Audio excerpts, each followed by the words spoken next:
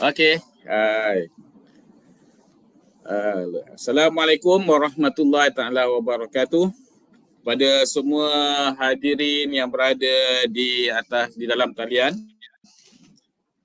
saya ucapkan banyak-banyak terima kasih dan selamat kita berbicara pada petang ini. Bersama kita ada dua orang penceramah yang kita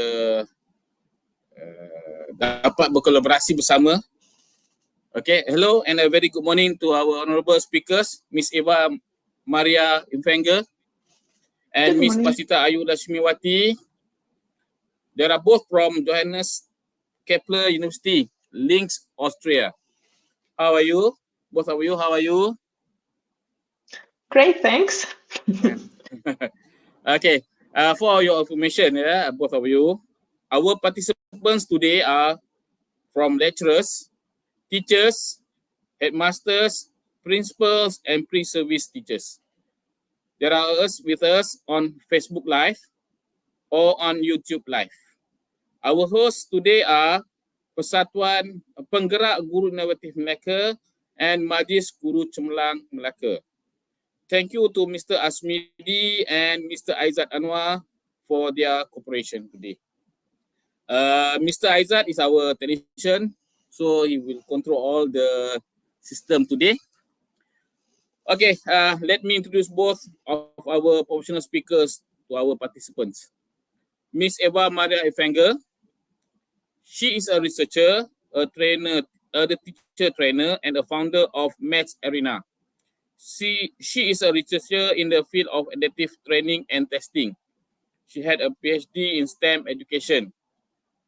She also works as a teacher trainer since 2014 in Schulja, Austria. Second one is Miss Pasita Ayu Lashmiwati. She is a PhD student in Johannes Kepler University, Linz, Austria. A former of Simulcate training specialist. Her expertise is in STEM education. Thank you for your cooperation and your spirit to collaborate with us. Have both of you been in Malaysia? How are you? Eva, are you been in Malaysia? Sorry, have I been what? Have you been in Malaysia? No, I haven't been. Never Sorry. been in Malaysia. And Miss Tita? I've been in Malaysia like more than 3 times, I guess. Because Miss Tita is from Indonesia, from Jakarta. Yeah. So very near to just our neighbor. Okay. Let us straight to our main business today. Okay. From the title of this professional talk, Evolutioning, Accreditation, Enriching Potential of Adaptive Learning. So for your information, adaptive learning is a new learning approach to us. In Malaysia, this is a new approach. But I have done some research and I found that the adaptive learning is part of interactive learning, which addresses the needs of individuals through learning pathways, effective feedback, and supplemental resources. Is that right? Yes, that's correct. So we are glad to hear more from you, Miss Eva, about adaptive learning. So you can explain to us, give us some talk about what is an adaptive learning, how can we implement the adaptive learning to our class. So the platform is yours. This is a professional talk. Enjoy your time and the time is yours. Thank you, Miss Eva. You may start now. Thank you. Thank you very much for your kind words and introduction. I have to say, I'm still a PhD student, but finishing my PhD right now. Oh, okay. It took me some time because of the company parallel to my PhD. But yes, we are working on adaptive learning since 2013. So it's over 10 years now. And we started with a very pragmatic way as teachers, because as we all know, mathematics is kind of difficult for lots of students, and we tried to find out why it is so difficult. And during tutoring, so working very strongly with just few students, showed us they have different amount of concentration they can use on mathematics. And if this amount of concentration is overwhelmed, they start to shut down and don't think about it anymore, and then they can't learn. And that was when we started to figure out a way to provide students with a good way of a task difficulty, to give them an opportunity to learn in the steps they need, in the amount of concentration they need. And that's what we created and called Math Arena. You will know at the end why it's called Arena. And our approach and hope we can share our vision is that we can learn math playfully, in a nice way, in a way where we can enjoy it. And my presentation will be partially about how we did this or are doing it constantly with our product and project Math Arena, and also the research findings behind it. So in short, about our team, the idea started with my student colleague Gerald. Now he's my husband. We worked a lot together on it and found out, okay, it's not just working on the theoretical stuff, but also privately. He gave the idea because back then, 2013, the smartphones and the tablets came out, and everyone was playing Fruit Slice and Angry Birds, and we know all the games. And then we said, okay, we're really like to spend our time in front of such digital devices. Why not learn math with it and bring the content to the students and not ask students to come to Moodle or now Teams or other digital platforms, but provide them with easy access media. Yes, then he started to study psychology. That helped us a lot because we found out it makes a big difference if we're focusing on creating the media, in this situation, the smartphone application, or if we are focusing on students and their needs, or teachers and their needs. We decided to go with the learners because then we don't just have students in schools, but also lots of adults are interested to still learn or refresh their knowledge in mathematics.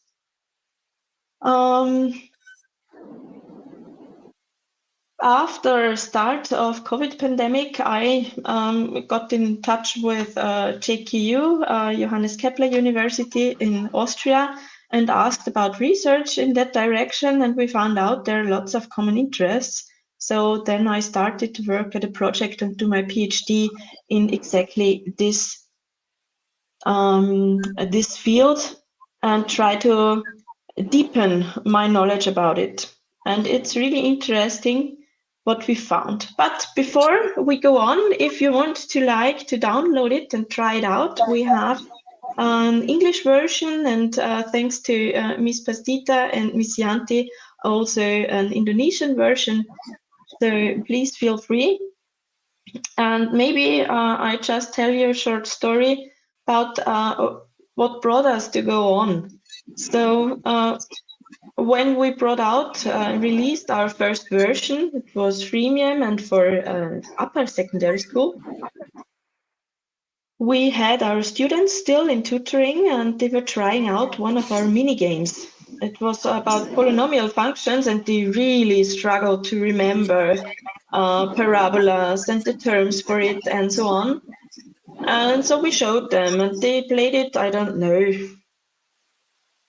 1 week randomly in between, and battled each other. Those were two friends, and they tried to reach as many points as possible. 4 years later, they again came to us because of final exam, and Gerald wrote f of x is x squared. And one of those two students raised her hand and said, oh, I don't know how it's called, but I still know how it's drawn and what's the figure. And we were really amazed about it because they need the pictures in their head and then they can do math. And so that was one of the points where we said, yes, okay, that's a good idea. And we will go on regardless if people like it or not, because we have students that are helped with our tool. And now when we are asked for talks, then especially adult people are asking, why couldn't you have been back there 40 years ago when I had to go to school? It would have been more fun to do mathematics. But let's see, because as we all know as well, revolutionizing education isn't that easy because lots of media has presented their products in a similar kind of way. And it's still hard to really give valuable and sensible input to provide support during lessons. And one big point as well with us is we don't want to supplement lessons. Teachers have to do the lessons because teaching and learning is a very social process. So we are a product that is helping a little, but we can't yes, sorry, missing the word.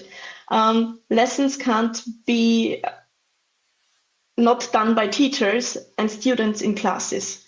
Let's put it that way.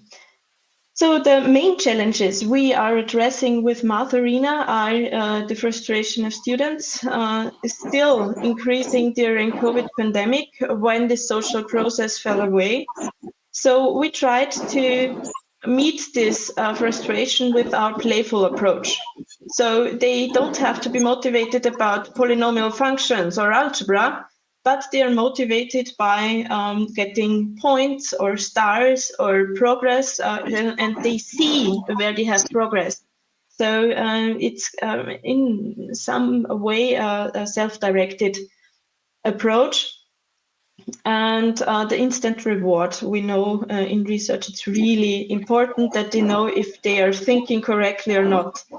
And the earlier they get this feedback, instant feedback, the better, because then they can readjust misunderstandings or misconceptions. Also, I don't know how the situation in Malaysia is, but in Austria we have lots of private tutoring. 60% of this private tutoring fall to mathematics, and it's kind of expensive, and we don't have the teachers for it. So equality isn't any topic there. That's why our approach is easy access via smartphones and low cost, because we want poor people also to be able to learn math. And we see this inequalities a lot in Austrian schools, and it's increasing, sadly. And then society now finds out we need technicians, we need competent technicians. So if we want this, we need a wider and better and deeper understanding of basic skills in math. And the best way to reach this goal is to foster interest in logic and technology. That's why we are doing our work. So next part, teachers are often asking us about the possibility to get easy access to the learning progress of students. We don't have that. I'm sorry to say it, and now I'm explaining why it is that way, because there is a difference between adaptive training and adaptive testing. Or just training and testing. You don't need the adaptive way for it. because the process in the brain is changing. What you're doing in your mind is changing. During training, the process of learning, you're exploring, experiencing, maybe also doing trial and error and make mistakes, considered mistakes, to find out where am I correct, where am I wrong, where are the limits of a term or a concept. So mistakes are really desirable. Mistakes are the ground we are learning on. So, and the main goal is the intrinsic motivation, hopefully intrinsic. Of course, we can't hope that all students are intrinsically motivated to do mathematics. The same goes for culture and languages and the whole STEM field and everything, sports, everything we are doing. So we have talents and we want to foster the talents, but also we don't want to lose them who struggle or aren't intrinsically motivated. In testing, it's completely different. In testing, our main goal is to deliver correct results, no mistakes. So errors and mistakes must be avoided at best costs, because at the end of a learning process, we want to find out if our students have gotten the message. And there is lots of extrinsic motivation behind this as well, not just intrinsic, because we want to impress other people. So you see, there's a big difference, and unfortunately, we can't have both at the same time. That's why we really are focusing on this safe place for students, for learners, where they can do mathematics, and especially feedback from adults. We have in Austria more and more parents who are using our tool because they want to prepare themselves when their children are getting older, that they can help them out and don't have to pay for the tutoring. And they really enjoy that they're able to do it without anybody looking them over the shoulder and having this social impact about it. So, this being said, I'm putting in one a little more detail from research and evidence basis. Every decision we are making is based on the long known and traditional cognitive load theory. We really found out, as I said, concentration is a rare and valuable good, especially when doing mathematics, because you always have to be concentrated, because just one step missing or failing to do correctly, the whole process coming afterwards isn't that helpful, especially during tests, but same goes for training. So our product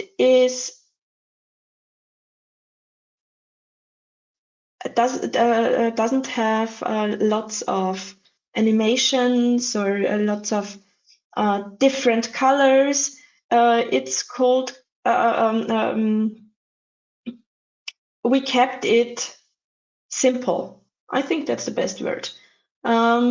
So that we aren't destroying the focus students have on the content.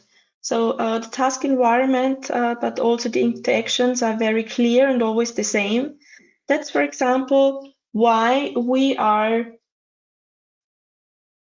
just having multiple and single choice questions and not other task types, like fill in the gap or drop down or other ways you can assess easily in a digital way. Because our approach is, we are thinking about the questions. We are asking questions, and questions are the way to bring people to think, to really think, not just doing it out of automation or just copying the strategies or algorithms, but really to think. So the learner is interacting. I've seen the comment about the diagram. So if you're interested, I can go in more deeply. We have the learner. The learner is interacting with the task and the task environment. So it's really important how the task is presented. If there are sketches, if there are formulas, if there are colors and so on, if it's a text or just a formula, if they have to interpret, all this really changes the difficulty of a task to do. That's why we are teaching them to do sketches on their own if they're struggling to get the problem of the task. This task learner interaction, it gives a lot of cognitive load. And if we're thinking of our brain as a computer, we have just a limit to the CPU, to the cognitive load. And if this is filled too much, we stop thinking. We stop doing mathematics. So we try to minimize the mental load, the microlearning approach. We try to give them control about their processing by giving them explanations and help them to optimize different processing. And all this helps them to improve the performance and, of course, then also the learning outcome and learning process. I hope now the diagram is clearer. So the innovation about our product, we helped to develop those trends of learning. Maybe you have heard of them. There are 5. Virtual and augmented reality we decided not to do, but the microlearning, you always find small steps, small nuggets, and can go on. How we are doing it, I will explain later.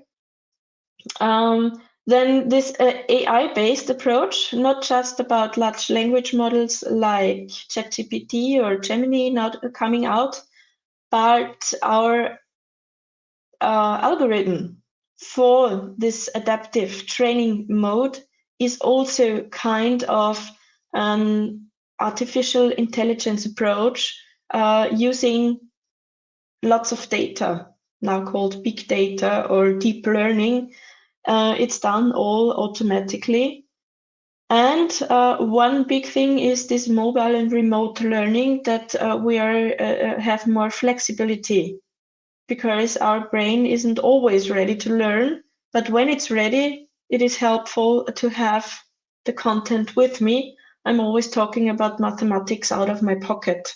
Don't need pen and paper, I don't need a desk, I don't need a laptop, but the smartphone I always have with me. So if I'm sitting in a bus, I can train. Just takes me 3 to 5 minutes, and then I can put it away again. And the second innovation, at least here in Austria, German-speaking countries, we have increasing number of applications for mathematics as well, but lots of them are focusing on the technology and not the psychology, especially learning psychology behind it.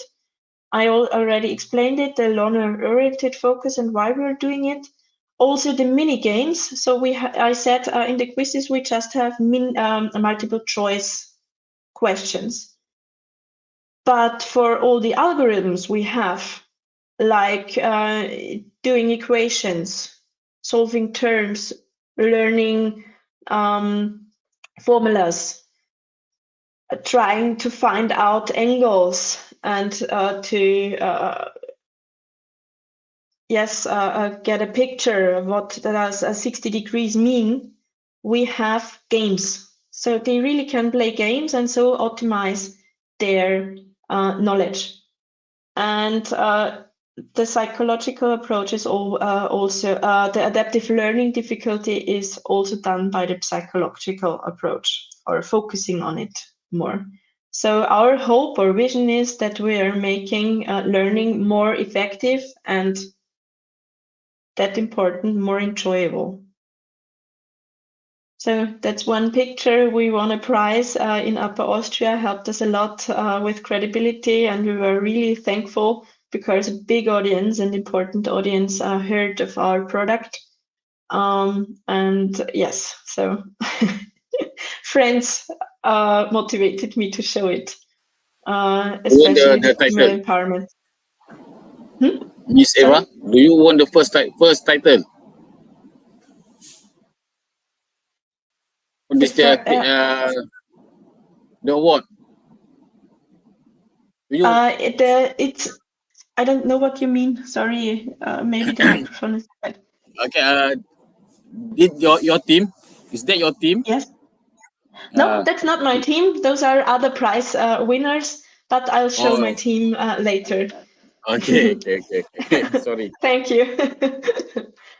So here you can see the result of all our thoughts. We have the upper secondary school and lower secondary school.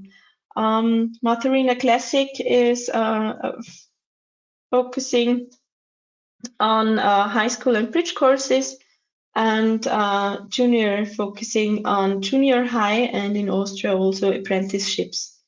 So also companies are interested in what we are doing.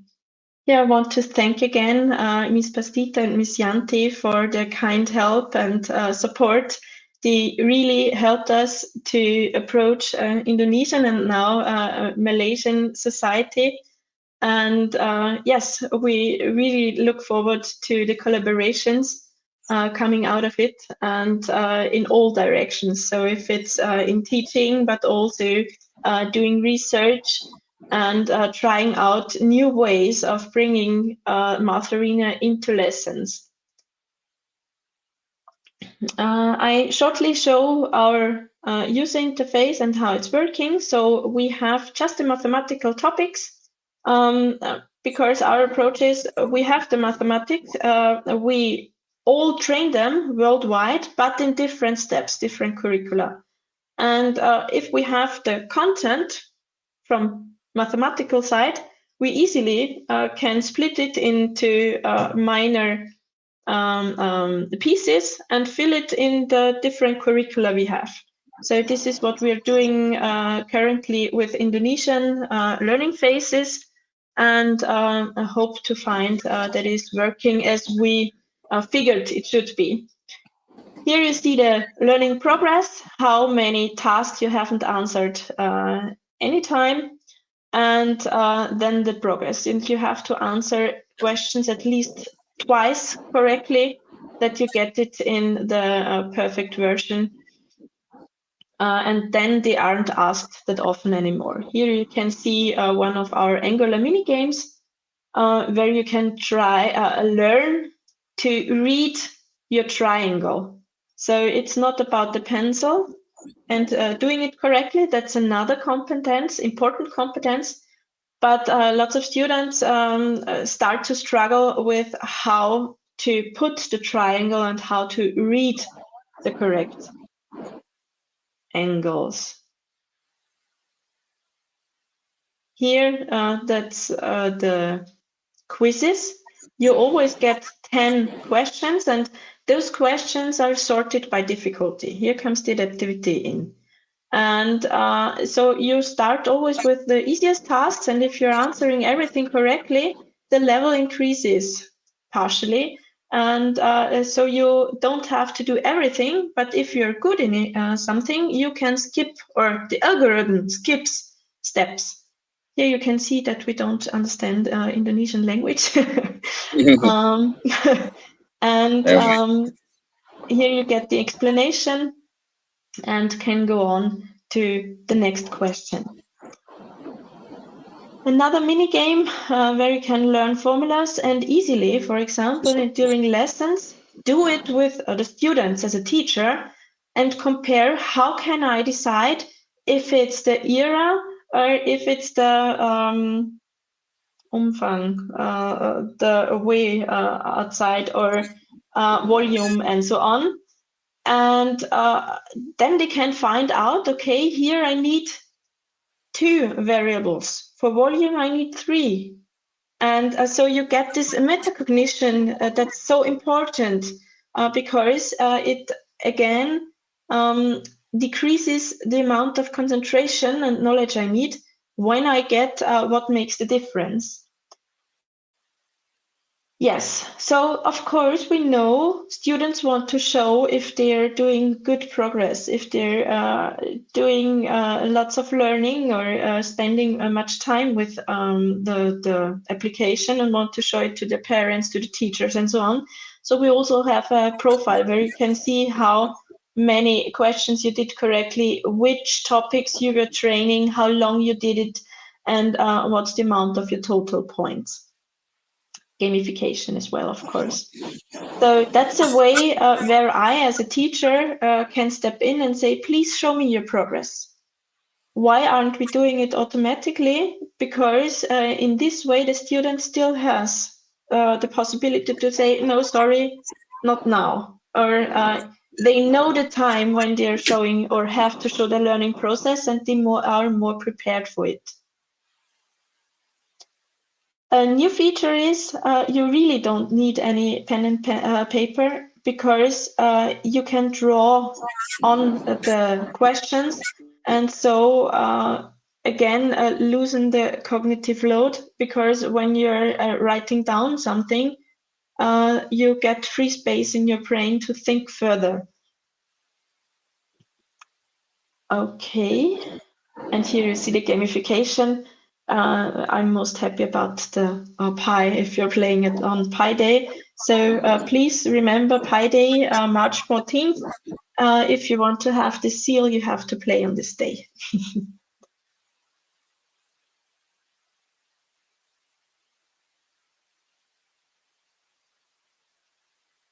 Here is a short introduction of our AI bot, where you can chat. I hope you can read it. So AI is something everyone is looking at right now, very interested, and we are trying to find a way to include it into a learning process or lessons in a way that's safe and does make sense. So it isn't solving solutions, especially because it's really bad at it at some points. But it helps to bring motivation when they're asking, why do I have to do this? Why do I need to learn Pythagoras?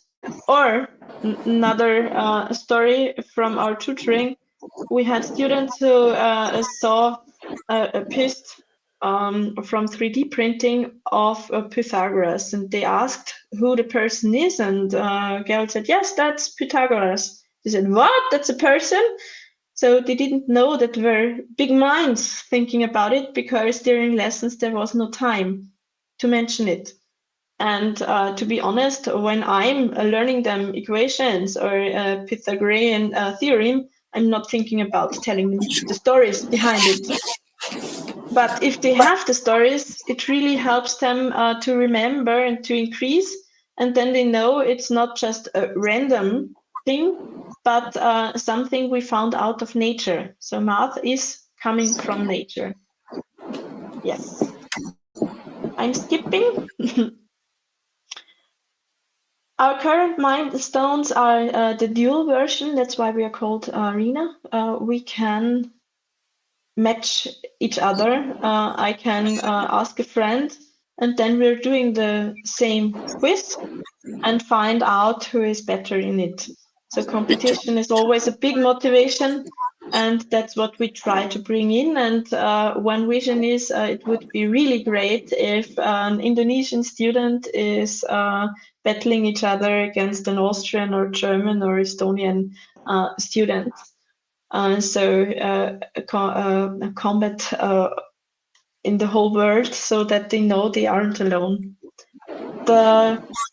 Still, the adaptive individual learning path, we are working on them, that their quality is increasing and helpful. And also we want to find out what helps to increase the quality.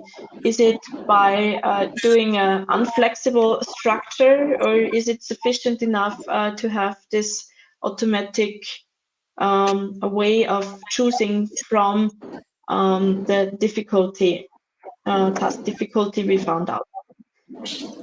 In Austria, we're doing a textbook integration right now, so that's a possibility as well.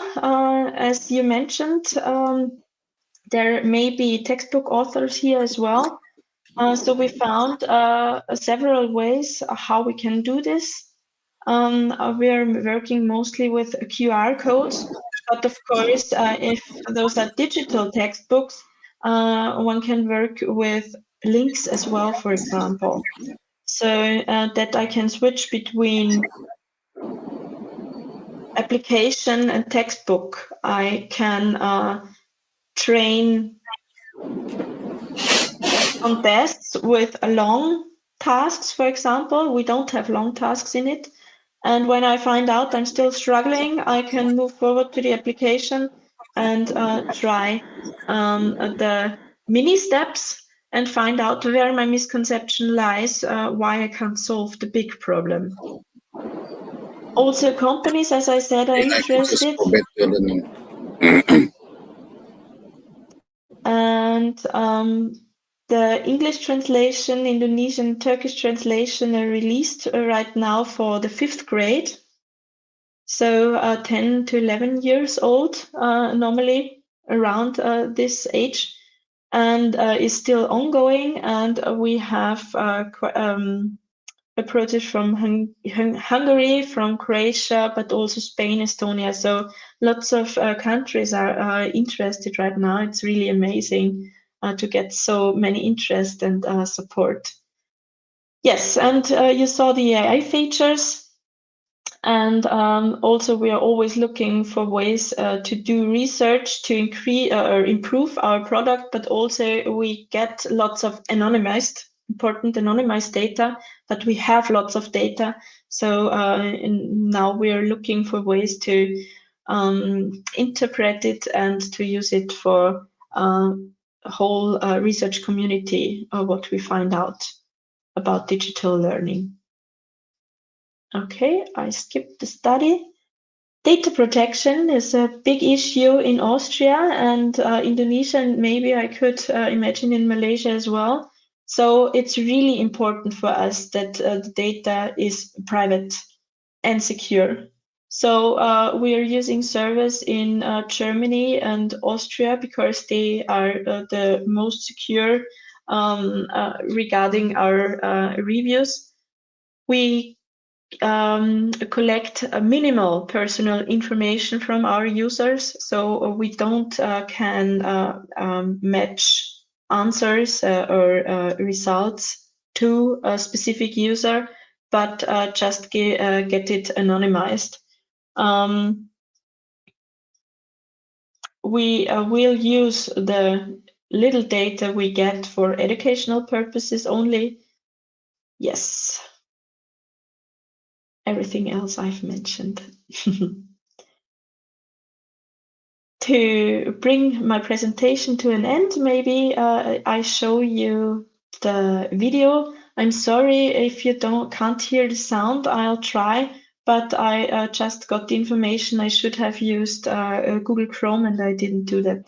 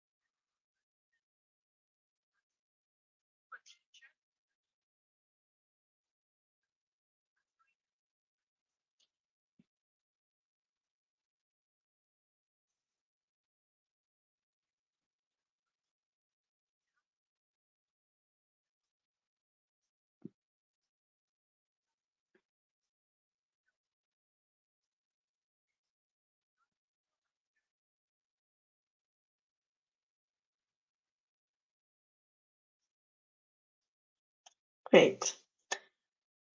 So here's our whole story again put together. Now we're at the global scale up, maybe the translations, and as said, the dueling version, I hope it's released in April. That's our deadline, our personal one. But as you know, in development, it isn't always that easy. So it should work. Here you can see our team. We are now 9 people because Florian is finished with his research doing with us, working on this with lots of enthusiasm and idealism, because we all like mathematics and want to bring it to all people.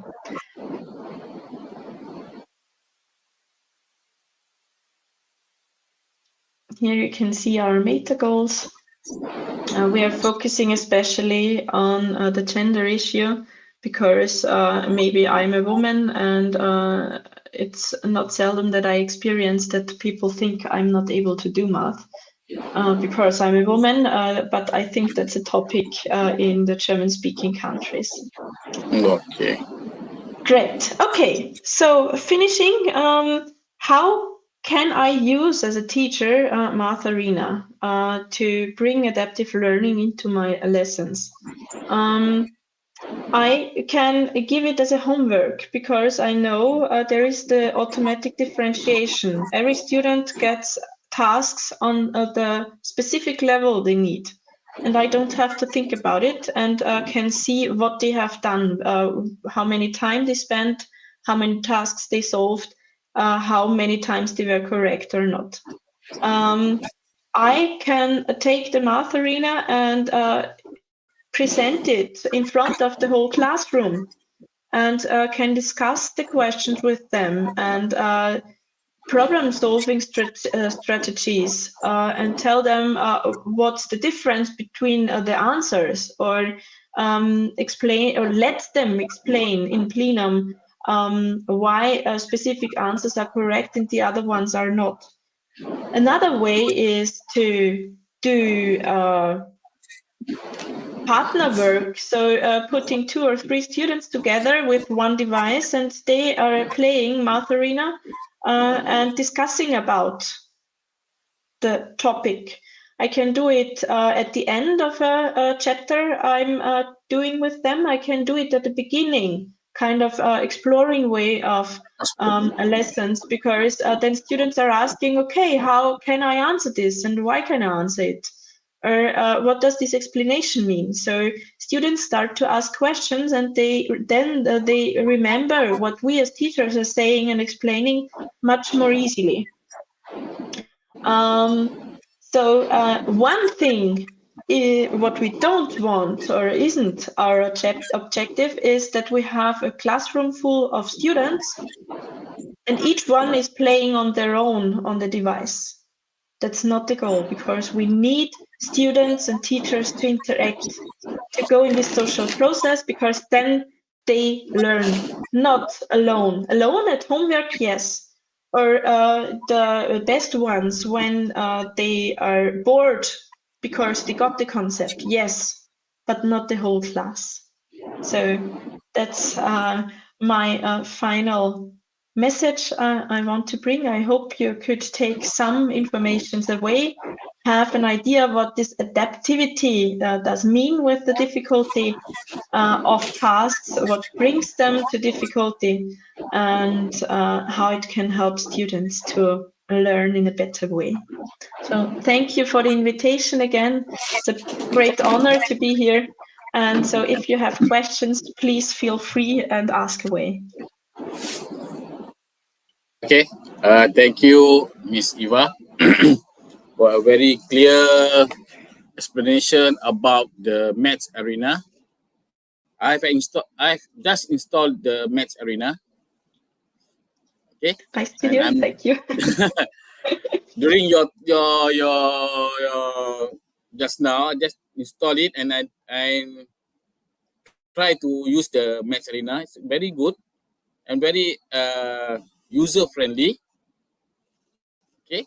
maybe the content is not suitable in Malaysia. Some topics not suitable in Malaysia, but I think that's we can, if somebody in Malaysia wants to use it, then maybe you can do for the Malaysian edition also, for Malaysia edition. Okay, because you have the technical team, you have the content team, every there. Like Indonesian, you have done for Indonesia, so maybe next time for Malaysia. Okay, We would we be have a proud. question. Okay, we have some question here. Wait, I can see the question. Okay, this from the Leon Asha Rehana. Can you see the question? Yes, I can see it. Okay. A great innovation for both educators and learners. I love the interface actually. Since I am a computer science teacher, I am very much interested in using technologies as tools in my class. But my concern is, do you think we are overwhelmed with tech tools and AI-based technology, especially in these last 2 years? What do you think? To be honest, to be honest. I completely agree. So not technology should be our main interest, but our students. Why it is that much? Maybe back when we started, 2013, and lots of projects started then, there was nothing, especially in mathematics. We have language. There we found out Duolingo and Bubble, for example, in German-speaking countries, used very widely, and lots of people really love to learn with them, but we didn't have anything for math. And now we have to do this process to find out what is working for lessons. And we have products that are working better and ones that we don't like.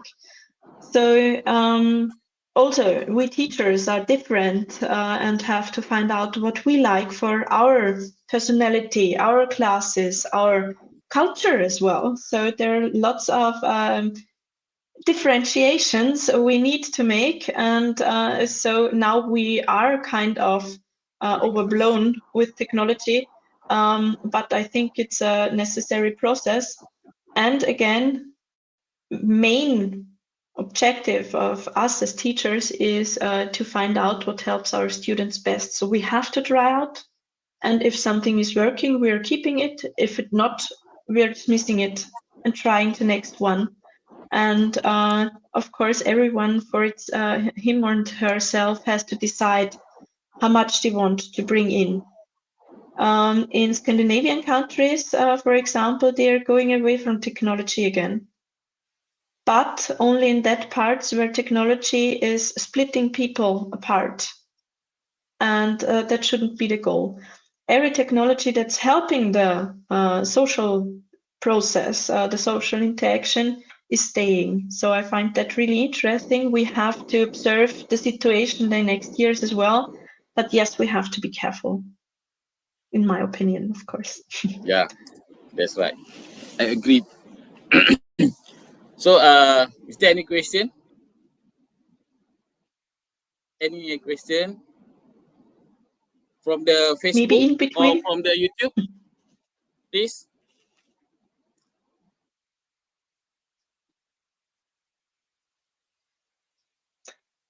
While we're waiting, maybe thanks for the comment on the user interface. It's always interesting because cultures have a different taste.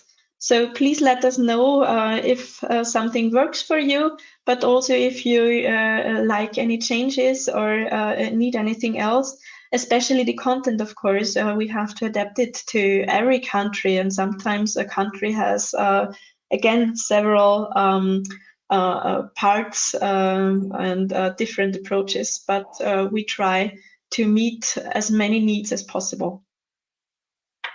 Okay. So because in other countries they have their own content, maths content different, so maybe that's make the difficulties there. Okay. I think there's no other question. Cikgu Abang, Aizat, is there any question? For me, no. Okay. Okay, thank you. So So I think conclusion. the conclusion. Okay, okay, I think this is the time is time's up for Miss Eva and Miss Tita. Very thankful from us, from the Penggerak Guru Inovatif Melaka and Majlis Guru Cemerlang Melaka on my behalf. Very Miss nice to meet you. Patita. Yeah. Miss Patita can open your camera. Okay. Okay. Okay. Take some pictures. Okay. Asmidi is here, no? No. No. No. Okay. Never mind. Okay. I take some pictures. Maybe we can do some other series to know more about the match arena, Miss Eva. I will try to explore the match arena and give some comment on it. Okay. Okay. Would be great, Isaac? and please feel free to write an email or to contact us via Ms. Tita. Okay. I'll try to email it to you. Great. And Miss Thank Tita, you. so thank you. Okay, thank you, Miss Eva. Yeah, Cikgu. I hope this only starting point for Cikgu Abam, Cikgu Rosaili, and also other teams to work with Miss Eva. So I just my place here only wanted to build Yes. the collaboration. Let's say I know Miss Eva first, so please feel free to continue. Like Cikgu Rosaili wanted to work on research about adaptive learning, so we are happy to continue the collaboration. And also Maybe Cikgu some of our participants also maybe they will contact to Miss Eva or maybe through me, and I will pass it to Miss Eva. Perfect. Okay, Tita? Perfect. Okay. Great. Right. Thank you for the Okay. opportunity and interest. Because I think Malaysia also are going to do this something like this match arena. So the platform is there, so we can collaborate. Maybe our minister or maybe our officer in the education department interested with this, and then they can maybe they can contact you lah to have their to continue about this opportunity learning about maths arena through adaptive learning. So thank you everybody, thank you Miss Eva, thank you Miss Tita, terima kasih Cikgu Abab, terima kasih Cikgu Asmidi, thank you everybody. Kita berjumpa lagi insyaAllah pada masa akan datang. Okay, Miss Eva and Miss Tita, hope to see you again. Bye. Assalamualaikum warahmatullahi wabarakatuh. And Waalaikumsalam warahmatullahi wabarakatuh. morning. Sampai jumpa Okay, lagi. bye. Selamat See you again. petang. Thank you Selamat so petang much. di sini, selamat pagi di sana. Ya, selamat Yeah. pagi. Okay. Thank you. Perfect. Thank you. Bye. Yeah. Bye.